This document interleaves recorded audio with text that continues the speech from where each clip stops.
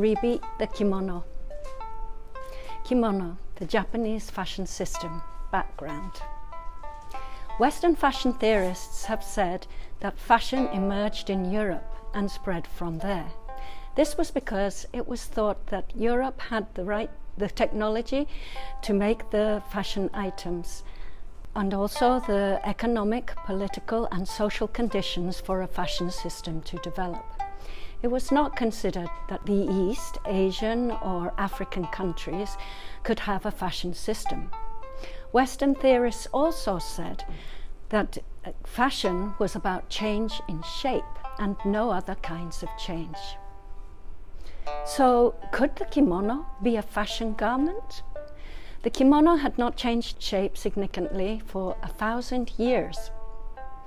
It was also considered to ignore the body because of its geometric, untailored design.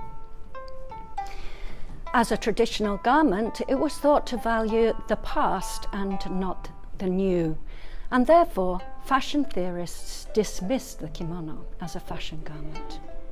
Noble Heian style. However, in my research, I found that Japan had had a fashion system since at least the Heian period, the Middle Ages. I found that there were an interest in the new over the old, that there were leaders and followers indicating that there was group sartorial behavior. I found that personal style was very important, and I found that form was often more important than function, resulting in the production of fashion victims. During the Heian period, the color combinations of the robes, which represented flowers, were changed during the 72 seasons, and a stylish woman was expected to be ahead of the natural world as well as other people. The woman, in her many layers of gowns, was unable to show her face or move around outside, and she was rooted like a flower in the house. There was a preoccupation with edges and the glimpsing of the coloured underneath layers. This has continued throughout Japanese fashion to the present day, in both Western style and Japanese clothing, and now it is called chirarism. The women wearing 20 kilos or more of cloth and under trousers which were at least a metre longer than their legs were as much fashion victims as their counterparts in European courts. By the Edo period, there was also a full-blown economic system with clothing makers and distributors, style books and style icons, and a market eager for the latest clothing. I would like to introduce 5 fascinating aspects of kimono. First, its flexibility. Second, its rootedness. Third, its connectedness. Fourth, its ability to express Japan. And fifth, its concern with both quality and innovation. First, kimono flexibility.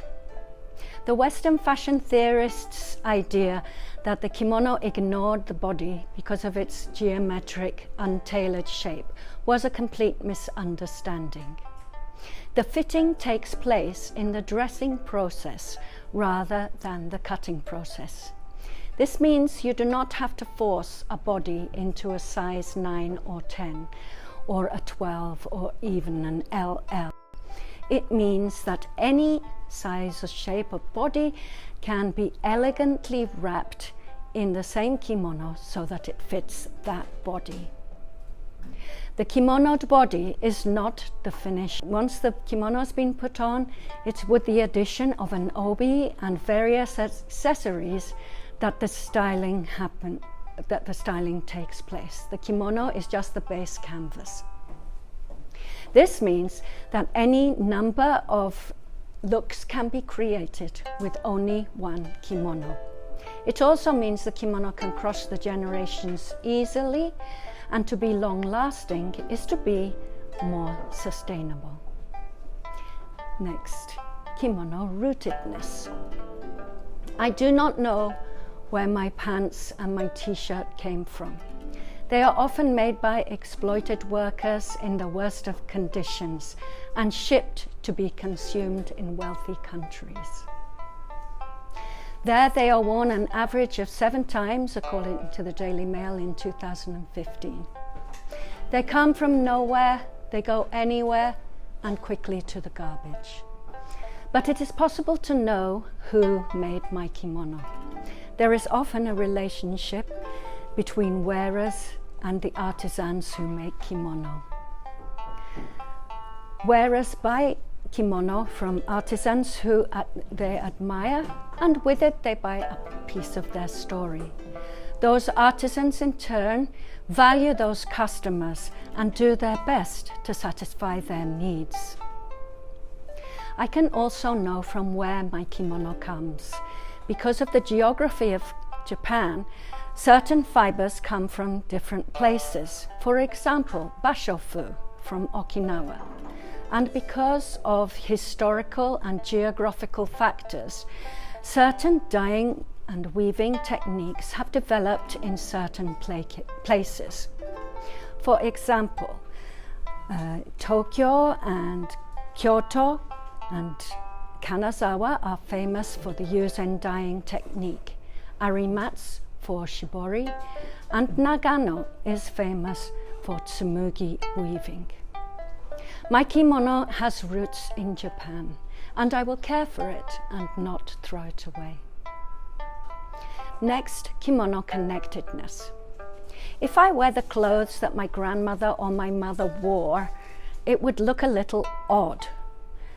For a start, they might not fit me, and certainly they would look old-fashioned or outdated. I would be looked at as a little strange. But it would be easy for me to wear a kimono that my grandmother or my mother wore. I would pair it with an obi from my collection and some of my accessories, and it would be rebooted into the 21st century. In this way, kimono connects grandmothers with mothers and daughters.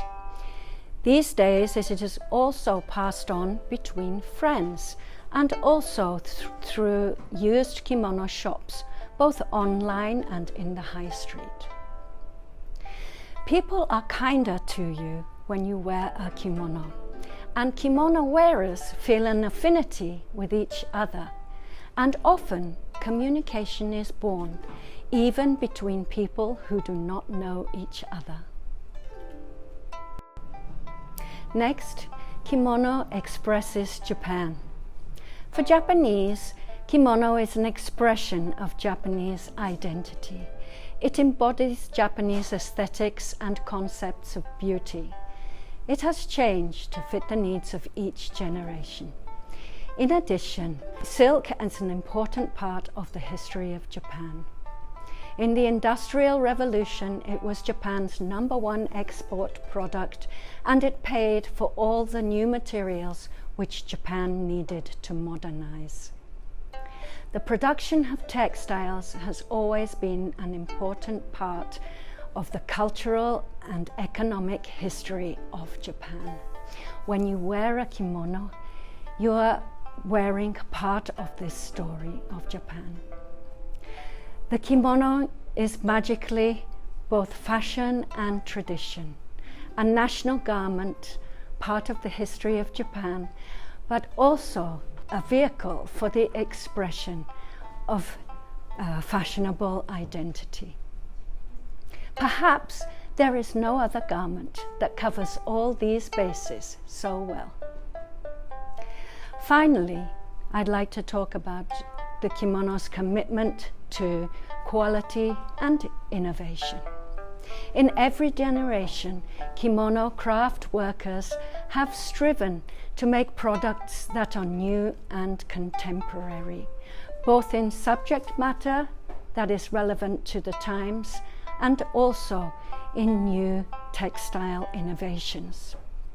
When shibori and embroidery were forbidden to the masses in the Edo period, the yuzen dyeing technique was developed.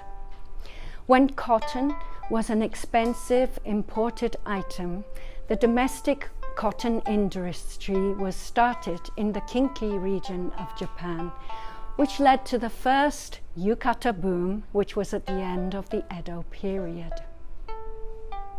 Recently, new colors and dyes have been added, digital printing and machine embroidery. The spirit of innovation continues into the 21st century, with many experiments on the part of weavers and dyers. Weavable leather threads, washable silk for underwear have all been recently developed. Designs have always changed to keep up with the times. In the Edo period, the hemp leaf, asanoha, was popular. In the Taisho period, the rose.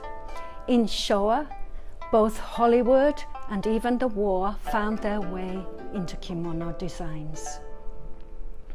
Recently, playing cards, cats, snakes, stars, iron sheeting, and even Disney characters have found their way into kimono. Stylists and new magazines continue to introduce new items and to suggest new innovatory ways of styling the kimono. The quality of the garment and satisfaction of the customer is always more important than the production of long lines of cheap and inferior goods. Japanese textiles are world-class in quality and embody an attention to detail and aesthetics that is seen throughout all Japanese arts. My conclusion is that it is time for a rebeat of the kimono. It is time to recognize the fabulous textile heritage of Japan.